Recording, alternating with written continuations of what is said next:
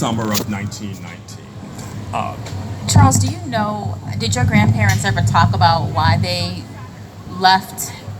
Oh, they left for the... And why they chose Chicago? Yeah, they left for the reasons... It's funny because my grandparents are not... Both came from areas that were not, on both sides, not the traditional path. They're from, again, my grandmother's sort of from Oklahoma, my maternal grandfather's from Georgia, my paternal grandparents come up from Tennessee, and traditionally in Chicago, the path was Arkansas, Mississippi, north.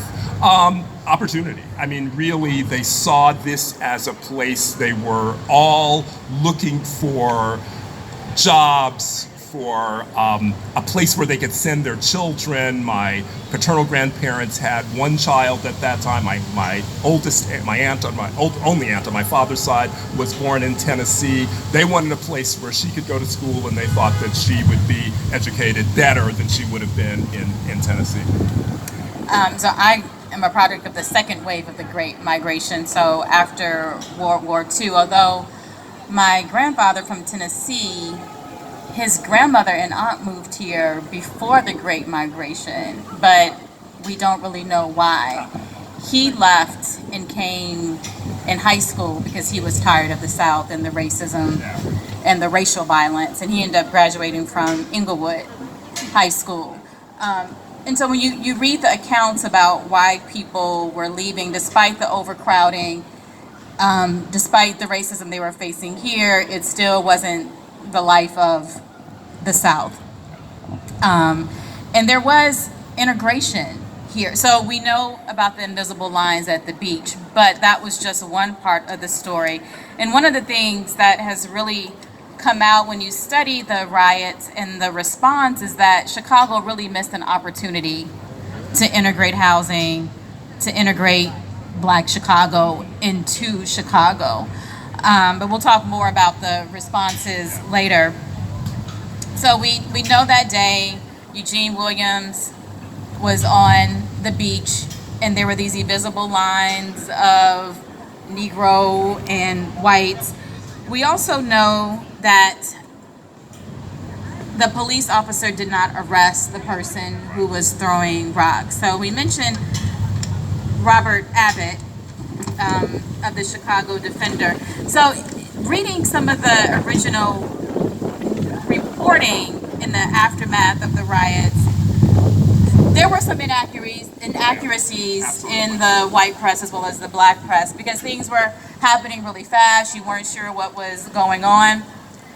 But we do know some things that happened. So I have to pull out my magnifying glass to read this.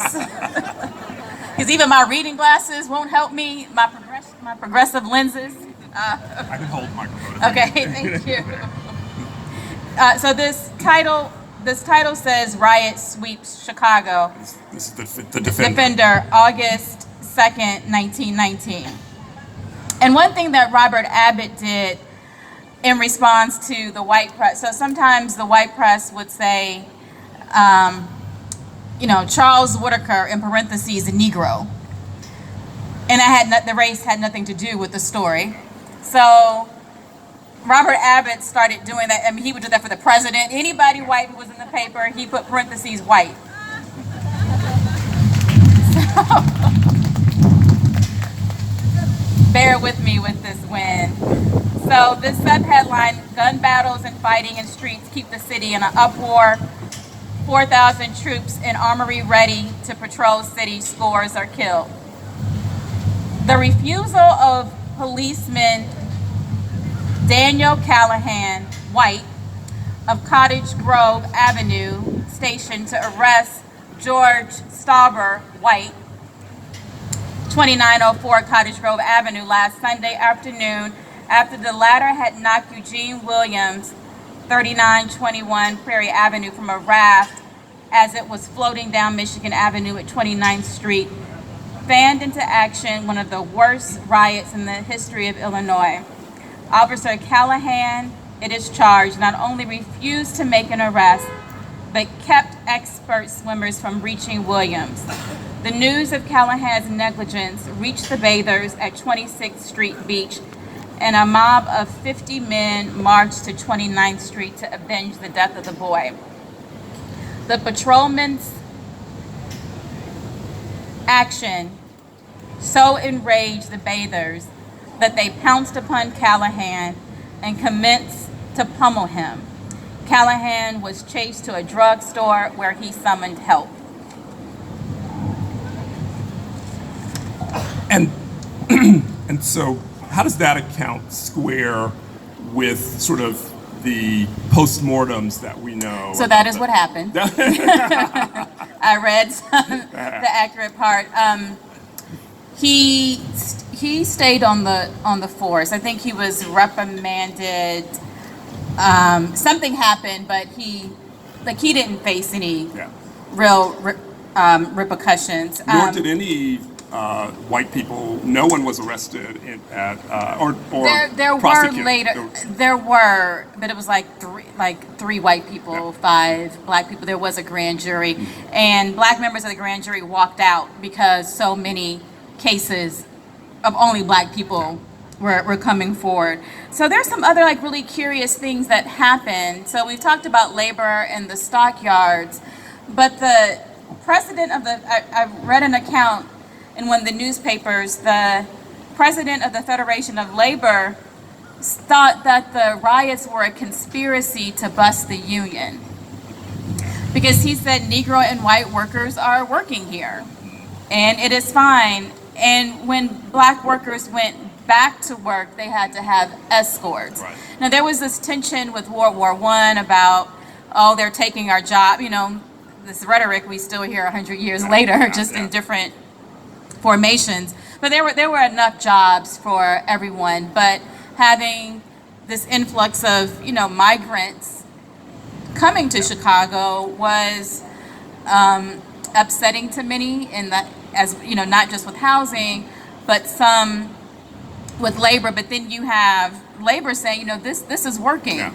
We have workers, and then because of the riots too, the price of the hog went down on the stock exchange. So there was this, ripple effect. The militia wasn't called in time.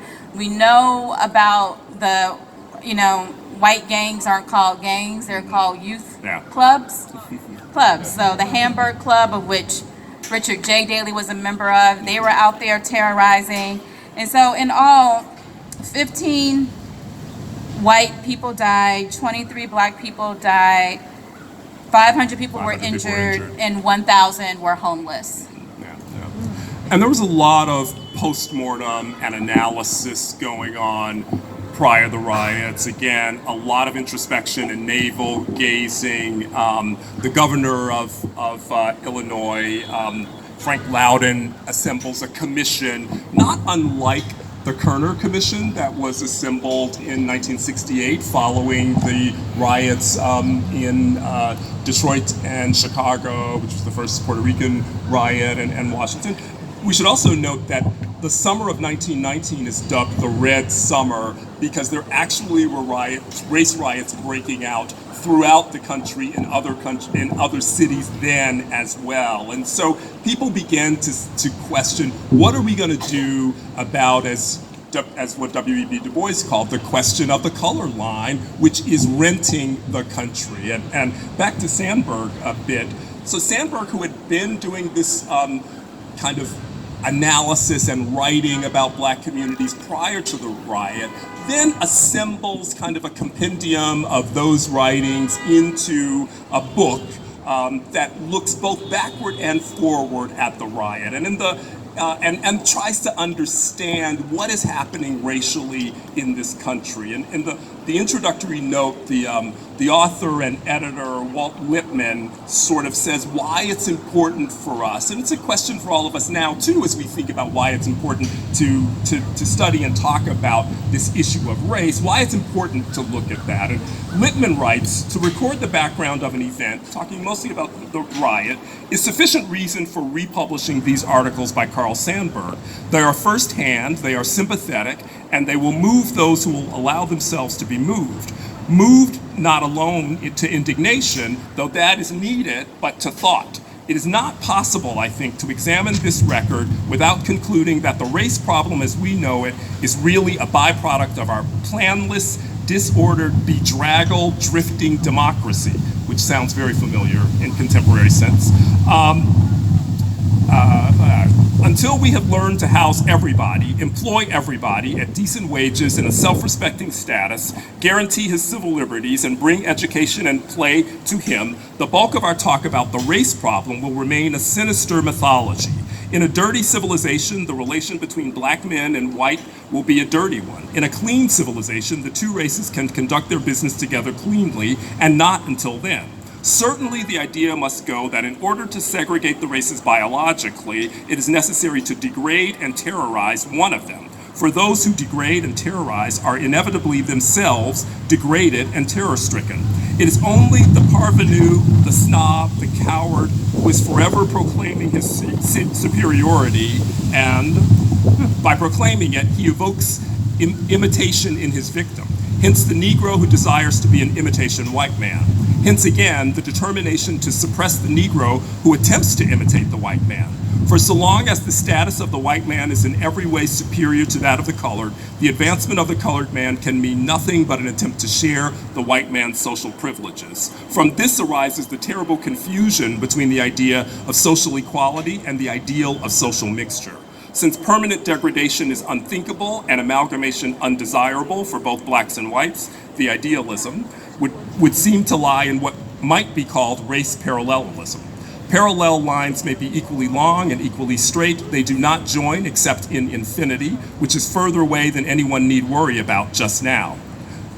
We shall have to work out with the Negro a relationship which gives him complete access to all the machinery of our common civilization and yet allows him to live so that no Negro need dream of a white heaven and of bleached angels. Pride of race will come to the Negro when a dark skin is no longer associated with poverty, ignorance, misery, terror, and insult. When this pride arises, every white man in America will be the happier for it. He will be able then, as he is not now, to enjoy the finest quality of civilized living, the fellowship of different men. That is the introduction to the Sandburg essays. Did anyone catch Henry Louis Gates' recent PBS series on Reconstruction and the rise of Jim Crow? You know, it's really in this era fits in that post-Reconstruction, and this is really a period of American history that we don't pay enough attention to. And it's the black scholar Rayford Logan called this the nadir of the black existence. Right. Yeah. And so I think it's really important to frame, what the black scholar, we talked about Du Bois, but the rise of the pseudoscience is going on this time about biological racial differences. This is when the eugenics movement is seen as a legitimate science, and a number of scholars from Harvard University pushing this. And I didn't get to see all of the series. I kept missing it, but Dr. Gates has a companion book called Stony the Road, and it's excellent. It's on glossy paper, even though it's a regular book, but there's so many images of Jim Crow, the iconography of this time in the 1920s, and he really documents the science, the pseudoscience that is. Yeah, the seeds of, again, contemporary racism, again, the seeds of the segregation that became so ingrained in Chicago is planted here, and again, we are sort of living with the fruits of that today. No question about it. And I like how you're drawing the comparison to the Kerner Commission, which is like, you all still haven't figured out this problem because you don't want to figure out what is often called the Negro problem. And even today, when we look at policies, the one thing that I think that I have learned as a journalist is that nothing is rocket science. Yeah, right. There's no there's not one thing that's going to dismantle white supremacy. There are not 10 things that are going to fix housing. It's a whole bunch of things. But it's the political will and it's will of the people to demand these things. But the solutions are in front of you. You can read this report is resonant 100 years later. What was said in the Kerner Commission, we're moving toward two societies, separate and unequal. But we keep doing the same things. We keep doing the status quo. And then there becomes victim blaming too. Yeah. Well, if Negroes didn't gamble, if black boys didn't sag their pants, It was interesting looking at, again, some of the reports of the riots and the extent to which they attempted to place blame on African Americans. The New York Times, in their first story, it says 2 killed, 60 hurt in furious race riots in Chicago. The subhead is blacks said to have invaded section reserved for whites.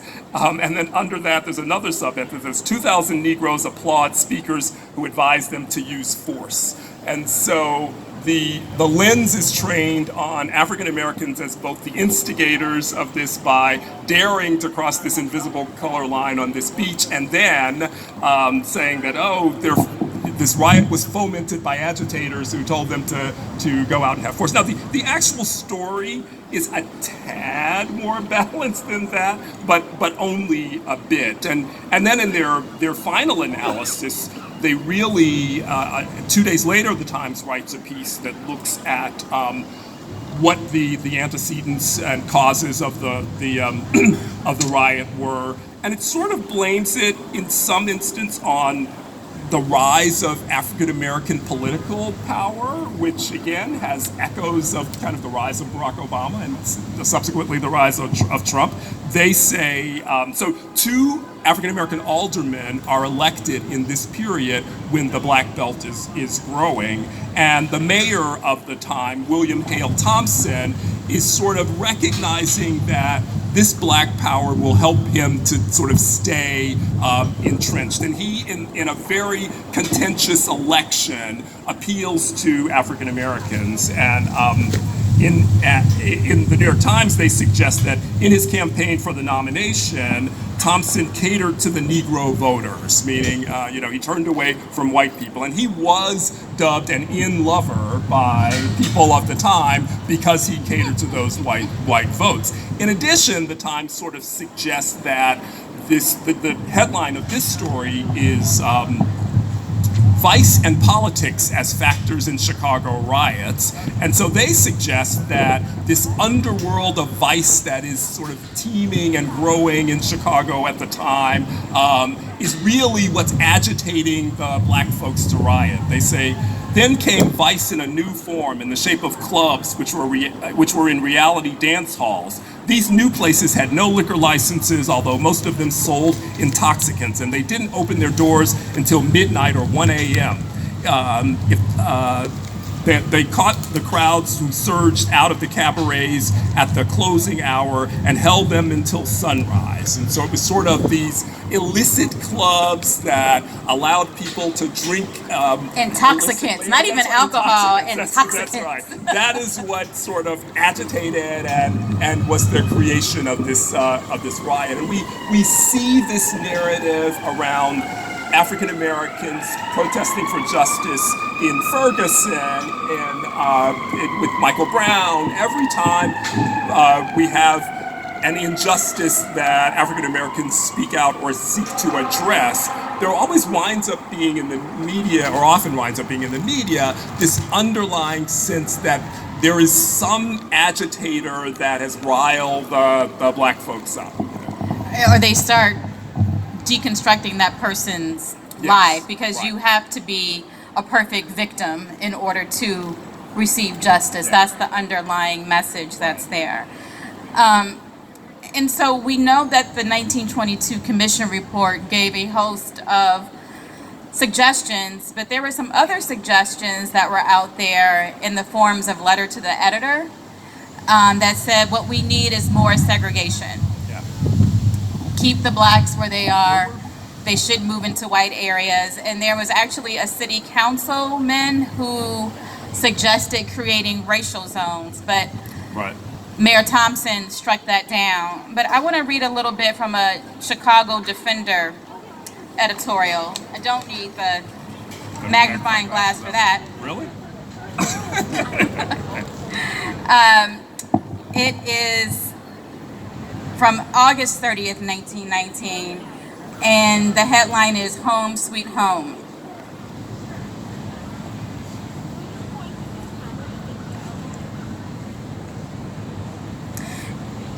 In the opinion of some of this has created a problem which must be solved.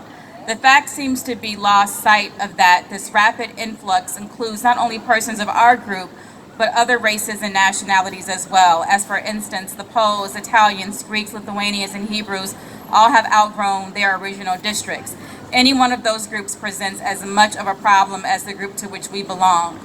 No law, ordinance, rule, or regulation can be adopted or enforced which will have the effect of segregating any one of those groups to any particular territory. And yet it is a very easy matter for people of a particular race, group, or class to prevent any other group of class not satisfactory to them from securing a home in that particular section or territory. All that is necessary for them to do is to agree among themselves to not sell, lease, or rent any property within said territory to those of any other group or class whose presence may not be desired. In this, they will be clearly within their rights, but no one will have any right to object, certainly no member of our group.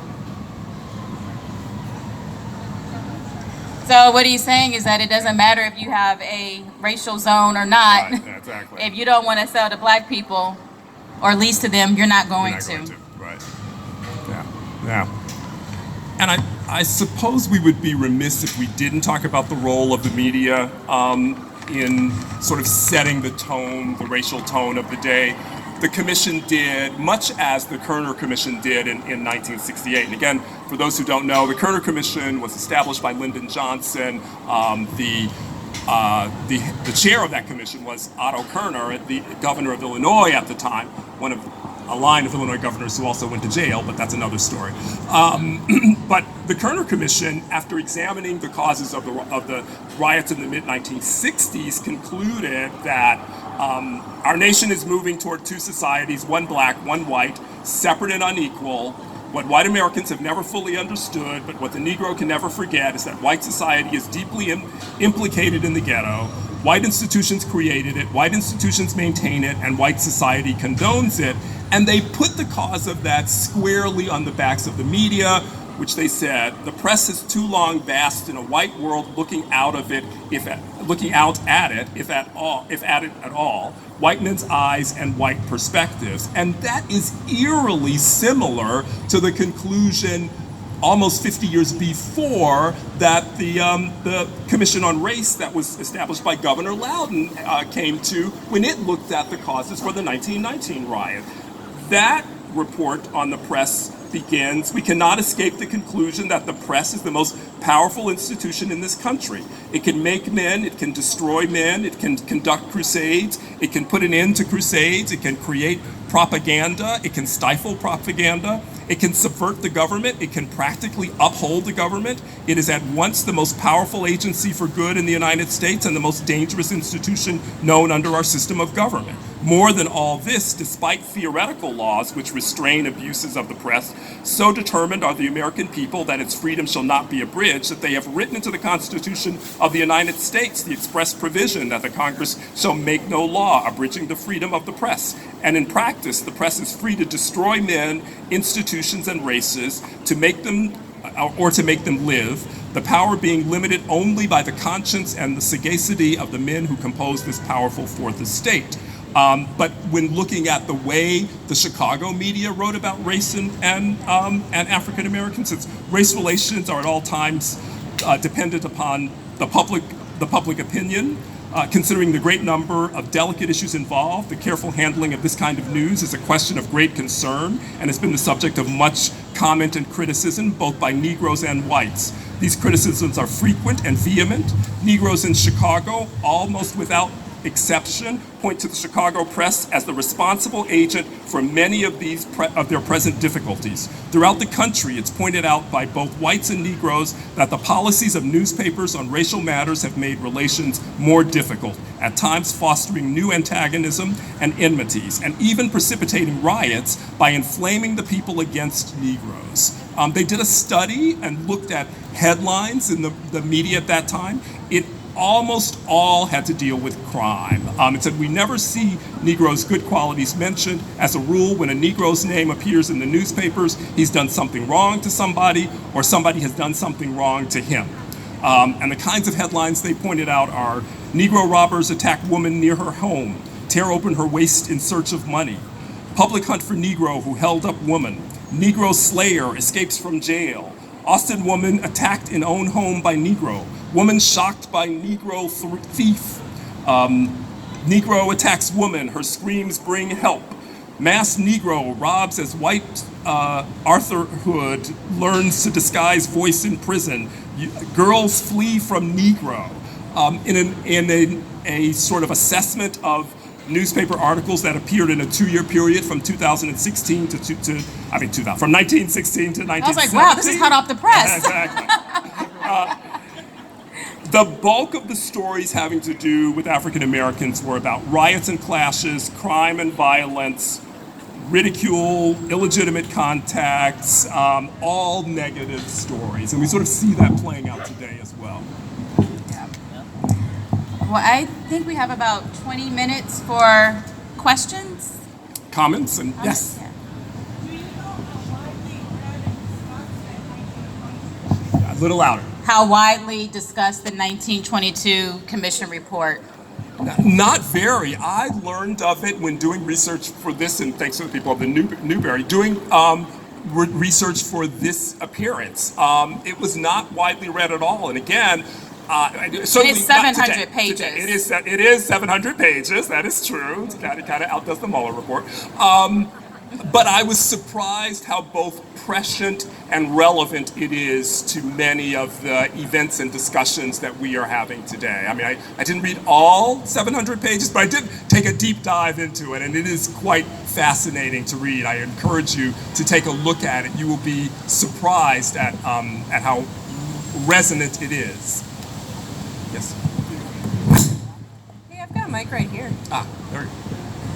With your interest in statistics, how do you feel about the issues surrounding the proposed census in 2020? Take it out. Do you mean as far as like Adding a citizenship question? Whatever. I mean, the census is very important for funding reasons, for, they become the basis for not only federal but local policy decisions, whether it's representation, CBDG grants that come to neighborhoods, and I think we're seeing this play out in the courts. I don't think the Trump administration is going to win having the citizenship question, but I think it's creating. I think they've won, exactly. the narrative around it, the fear that's there. That's so right. Even if it's not on the census, communities feel like the damage has been that's right. done. I think the chilling effect that the conversation about the question has had will essentially